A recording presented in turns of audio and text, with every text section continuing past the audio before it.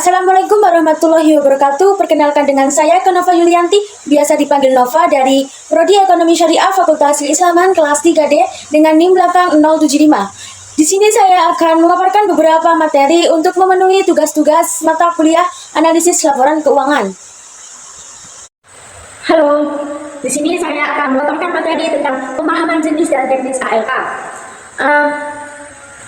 Ada apa aja sih di dalam jenis-jenis analisis laporan keuangan itu? Yang pertama adalah neraca. Neraca itu merupakan laporan yang menunjukkan posisi keuangan perusahaan pada tanggal-tanggal tertentu. Yang kedua adalah laporan laba rugi, yaitu laporan keuangan yang menggambarkan hasil usaha perusahaan suatu proses tertentu.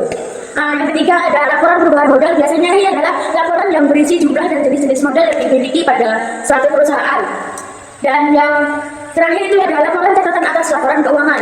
Maksud dari itu adalah laporan yang memberikan informasi apabila ada laporan keuangan yang memerlukan penjelasan tertentu. Kali ini saya akan menjelaskan tentang teknis analisis laporan keuangan, yaitu proses evaluasi terhadap informasi yang tercantum dalam suatu perusahaan. Biasanya untuk memahami kondisi keuangan, kinerja, dan potensi perusahaan, proses ini melibatkan pengkajian dan interpretasi atas berbagai komponen laporan keuangan seperti neraca, laporan laba rugi, dan laporan abstrak. Biasanya laporannya itu bertujuan dari analisis ini adalah untuk mendapatkan gambaran yang jelas tentang kesehatan finansial perusahaan, mengidentifikasi dan keuangan, menilai risiko, dan membantu dalam pengambilan keputusan bisnis. Metode teknik analisis laporan ini biasanya digunakan dalam analisis laporan keuangan meliputi analisis rasio, horizontal, dan vertikal. Analisis lainnya yaitu merupakan analisis biasanya dilakukan dengan membandingkan laporan keuangan lebih dari satu periode.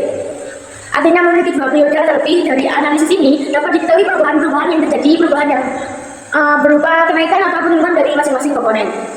Analisis persentase per komponen biasanya itu merupakan analisis yang dilakukan untuk membandingkan antara komponen yang ada dalam satu laporan keuangan, baik yang ada di neraca maupun laporan laba rugi. Analisis perbandingan antara laporan keuangan itu ada 2, yaitu analisis horizontal dan analisis vertikal. Rasio likuiditas. Rasio likuiditas adalah indikator keuangan yang digunakan untuk mengukur kemampuan suatu perusahaan dalam mengetahui kewajiban jangka pendek menggunakan aset nanti atau aset yang mudah dijadikan menjadi uang tunai. Dan rasio ini juga penting karena menunjukkan seberapa baik perusahaan membayar utang dengan jangka pendeknya tanpa harus menjual aset jangka panjang atau nanti mengambil pinjaman tambahan. Macam-macam rasio likuiditas yaitu rasio lancar, rasio cepat, rasio kas, dan full ration operating cash. Tujuannya yaitu mengukur 2. Pengelolaan aset efisiensi operasional, 2. Mengevaluasi pengelolaan aset, 3. Mendukung pengembalian keputusan, 4. Memberikan kinerja. Adapun manfaat dari rasio likuiditas adalah peningkatan efisiensi pengelolaan biaya, peningkatan arus kas, optimalisasi penggunaan aset, dan penilaian risiko. Dari aplikasi analisis rasio likuiditas ini dapat digunakan untuk mengevaluasi kemampuan perusahaan dalam memenuhi kewajiban jangka pendeknya dengan bukan aset lancar yang dimilikinya. Rasio solvabilitas adalah rasio keuangan yang digunakan untuk mengukur kemampuan suatu perusahaan dalam memenuhi kewajiban jangka panjangnya atau membayar utang-utang ketika jatuh tempo.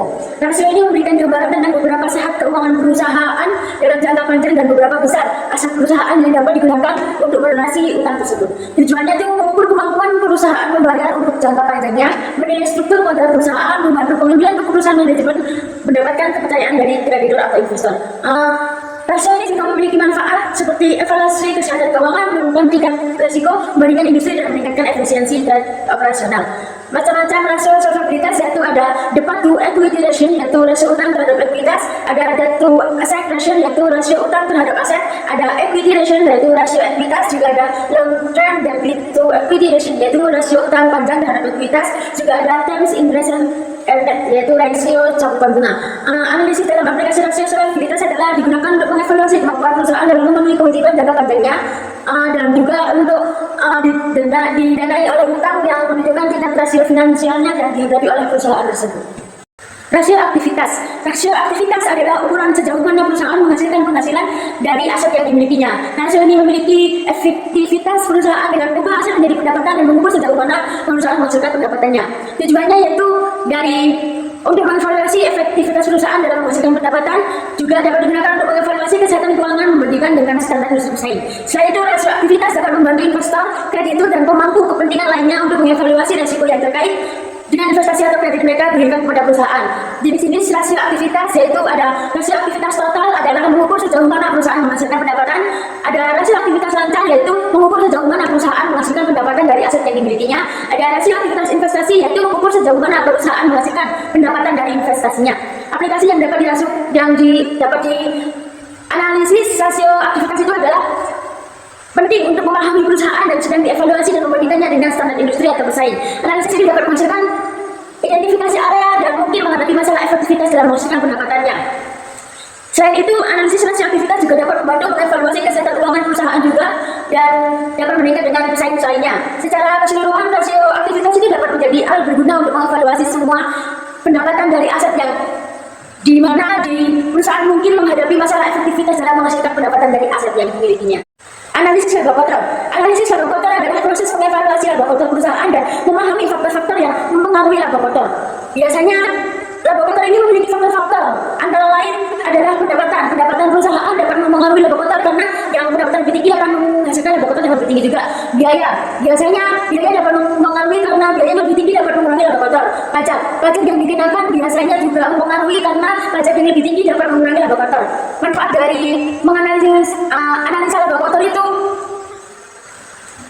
dapat mengevaluasi risiko yang terkait dengan investasi atau kredit mereka kepada yang diberikan kepada perusahaan lain. Biasanya juga dapat membantu perusahaan dalam perencanaan laba kotor dan mengidentifikasi area di mana perusahaan dapat meningkatkan laba kotor.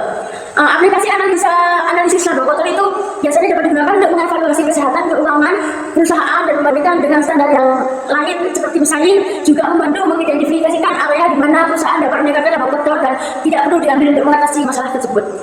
Biasanya perencanaan laba kotor itu melibatkan faktor-faktor yang mempengaruhinya untuk meningkatkan laba kotor. Biasanya perencanaan ini dapat melibatkan identifikasi area di mana perusahaan dapat mengurangi biaya atau meningkatkan pendapatannya.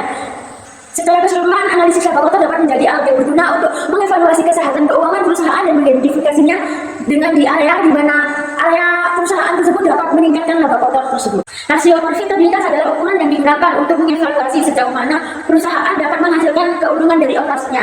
Rasio ini memberikan gambaran tentang seberapa efisien perusahaan dalam mengubah penjualan atau pendapatan menjadi keuntungan bersih. Tujuan dan manfaat dari rasio profitabilitas yaitu untuk menilai kinerja keuangan perusahaan dan membantu manajemen dalam pengambilan keputusan strategis. Manfaatnya termasuk untuk menarik investor dengan menunjukkan potensi keuntungan dan mengidentifikasikan area yang memerlukan perbaikan untuk meningkatkan efisiensi. Rasio profitabilitas itu memiliki macam-macam. Yang pertama, gross profit margin. Itu maksudnya mengukur perbandingan antara laba kotor dengan pendapatan total. Net profit margin yaitu mengukur laba bersih setelah semua biaya termasuk pajak sebagai presentasi dari pendapatan total. Ada juga return on asset, mengukur kemampuan perusahaan dalam menghasilkan keuntungan dari aset yang dimilikinya. Ada juga return on equity, yaitu mengukur tingkat pengembalian yang diterima oleh pemegang saham berdasarkan ekuitas mereka. Aplikasi analisis rasio profitabilitas itu dapat digunakan untuk mengevaluasi kinerja keuangan perusahaan secara keseluruhan, membandingkan rasio profitabilitas perusahaan dengan standar industri, dan membantu manajemen dalam membuat keputusan strategis berdasarkan analisis rasio. Rasio keuangan bank itu memiliki definisi untuk alat yang digunakan mengukur kinerja keuangan bank dalam berbagai aspek seperti likuiditas, profitabilitas, dan solvabilitas. Juga memiliki fungsi membantu dalam menilai kesehatan keuangan bank dan kemampuan bank dalam memenuhi kewajiban finansialnya.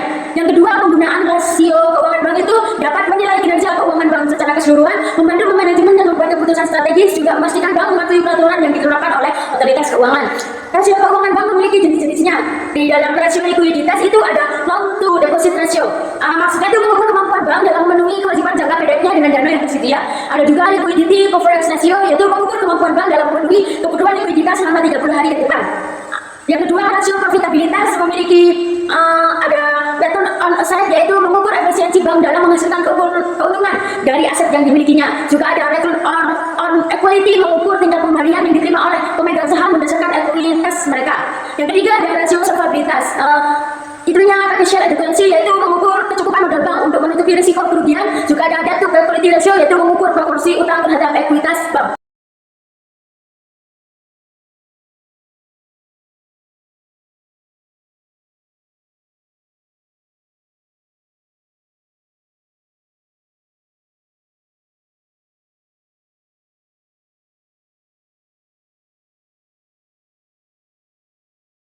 Apa sih pengertian modal kerja itu?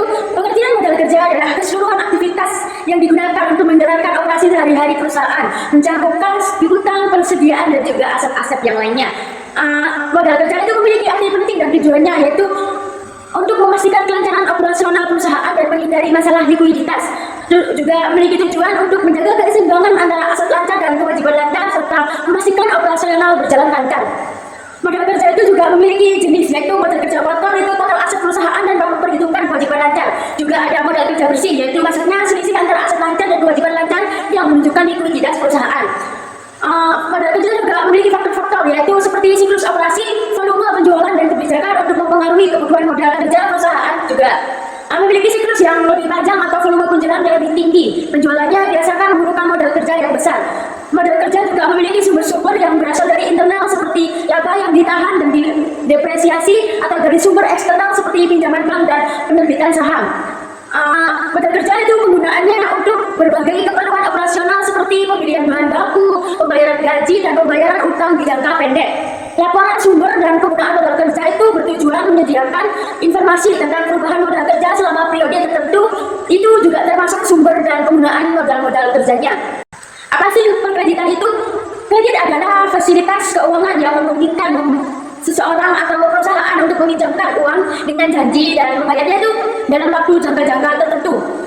Juga memfasilitasi pertumbuhan ekonomi dan menyediakan dana untuk investasi dan konsumsi. Fungsi kredit yaitu dapat meningkatkan konsumsi untuk membantu individu dan perusahaan untuk membeli barang dan jasa yang dibutuhkan. Juga investasi memungkinkan perusahaan untuk melakukan investasi dalam aset tetap dan modal kerja. Ada juga likuiditas, itu maksudnya menyediakan likuiditas bagi perusahaan untuk mengelola arus kas. Kredit memiliki prinsip seperti ada 5C, karakter, menilai karakter peminjam, capacity, menilai kemampuan peminjam untuk membayar kembali, kapital, menilai modal yang dimiliki peminjam, collateral, yaitu menilai jaminan yang diberikan, dan terakhir conditions, yaitu menilai kondisi ekonomi dan industri. Macam-macam kredit itu ada: satu, kredit konsumsi, kredit yang digunakan untuk keperluan konsumsi pribadi. Ada juga investasi, yaitu digunakan untuk investasi jangka panjang. Juga ada kredit modal kerja, yaitu kredit yang digunakan untuk kebutuhan modal kerja perusahaan. Perhitungan kebutuhan kredit itu ada analisis kebutuhan, itu untuk menilai jumlah dana yang diperlukan berdasarkan rencana penggunaan. Ada juga perhitungan bunga, yaitu menghitung bunga yang harus dibayar berdasarkan suku bunga dan jangka waktu kredit. Analisisnya itu memiliki bab evaluasi juga, laporan keuangan, menganalisis laporan keuangan peminjam untuk menilai kesehatan keuangan. Juga ada penilaian risiko, memiliki risiko kredit berdasarkan analisis keuangan dan juga non keuangan. Break-even point itu adalah di mana titik total pendapatan dan penjualan itu sama dengan biaya yang dikeluarkan sehingga perusahaan tidak mengalami keuntungan maupun kerugian. Biasanya break-even point itu sangat penting untuk menentukan jumlah minimum yang dikeluarkan untuk menutupi semua biaya. Break-even point itu juga memiliki manfaat seperti membantu perencanaan keuangan, evaluasi kinerja operasional, dan strategi penetapan harga. Dengan mengetahui break-even point, perusahaan dapat membuat keputusan yang lebih baik mengenai produksi dan penjualan. Di dalam break-even point itu memiliki jenis-jenis biaya. Biasa biaya dalam analisis menjadi biaya tetap, biaya variabel. Biaya tetap tidak berubah dengan volume produksi, sedangkan biaya variabel berubah sesuai dengan volume produksi. Asumsi break-even point itu ada didasarkan pada beberapa asumsi seperti harga jual per unit yang konstan, biaya tetap yang tidak berubah, dan biaya variabel yang berubah secara proporsional dengan volume produksi. Break-even point itu juga memiliki batasan-batasan seperti tidak memperhitungkan perubahan harga dan biaya, mengasumsikan hubungan linear antara biaya, volume, dan pendapatan, dan serta tidak mempertimbangkan faktor eksternal. Break-even point juga memiliki kelemahan di break-even point, yaitu termasuk kesederhanaannya yang mungkin tidak mencerminkan situasi bisnis yang kompleks dan tidak realistis juga dalam menghitungkan resiko dan ketidakpastian juga. Biasanya metode ini memiliki rumus perhitungan melibatkan dalam unit dan rupiah. Rumus break-even point itu ada total biaya tetap dibagi dengan selisih antara harga jual per unit dan biaya variabel per unit. Rumusnya rupiah, total biaya tetap dibagi dengan 1 dikurangnya rasio biaya variabel per unit terhadap harga jual per unit.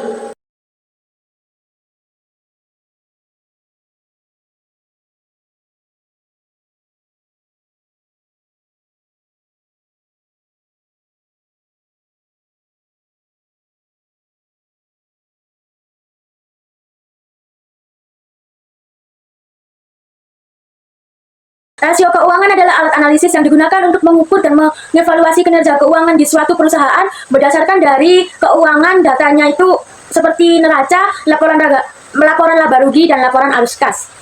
Rasio keuangan memiliki fungsi seperti dapat mengevaluasi kerja untuk menilai kinerja di dalam periode tertentu, dapat mengambil keputusan seperti membantu manajemen investor dan kreditur dalam pengambilan keputusan. Yang ketiga, ada perbandingan, membandingkan kinerja perusahaan dengan perusahaan lain atau dengan standar industri. Rasio keuangan pun juga memiliki berbagai macam, seperti rasio likuiditas mengukur kemampuan perusahaan untuk memenuhi kewajiban jangka pendek, seperti current ratio dan quick ratio. Yang kedua, rasio portabilitas mengukur kemampuan perusahaan dalam menghasilkan keuntungan, seperti contohnya itu ada net profit margin dan return on asset. Yang ketiga, ada rasio solvabilitas mengukur kemampuan perusahaan untuk memenuhi kewajiban jangka panjang, contohnya debit to equity ratio. Ada juga rasio aktivitas mengukur efisiensi penggunaan aset perusahaan seperti inventory turnover, asset turnover. Yang keempat, analisis penggunaan rasio keuangan. Itu digunakan untuk menilai berbagai aspek keuangan seperti di perusahaan likuiditas, portabilitas, solvabilitas, dan efisiensi operasional. Analisis perbandingan rasio keuangannya ada di intra perusahaan, yaitu membandingkan rasio keuangan dalam perusahaan yang sama pada periode waktu tertentu yang berbeda. Ada inter perusahaan, membandingkan rasio keuangan antara perusahaan yang berbeda dalam industri yang sama. Yang terakhir ada standar industri, itu maksudnya membandingkan rasio keuangan dengan rata-rata industri untuk menilai posisi relatif perusahaan. Rasio keuangan itu memiliki keunggulan dan keterbatasan. Keunggulannya itu dapat mudah digunakan, memberikan gambaran cepat tentang kinerja keuangan, membantu dalam mengambil keputusan. Tetapi juga memiliki keterbatasannya, yaitu tidak mempertimbangkan faktor eksternal, bisa menyesuaikan jika data tidak akurat, tidak mencerminkan kondisi masa depan. Ada juga hubungan antar berbagai rasio keuangan, itu mengidentifikasi hubungan antara rasio yang berbeda untuk mendapatkan gambaran yang lebih komprehensif tentang kondisi keuangan perusahaan. Analisis kondisi keuangan yaitu menggunakan berbagai rasio keuangan untuk menilai kondisi keuangan keseluruhan perusahaan, termasuk kekuatan dan kelemahan finansial serta potensi risiko yang juga ada peluang.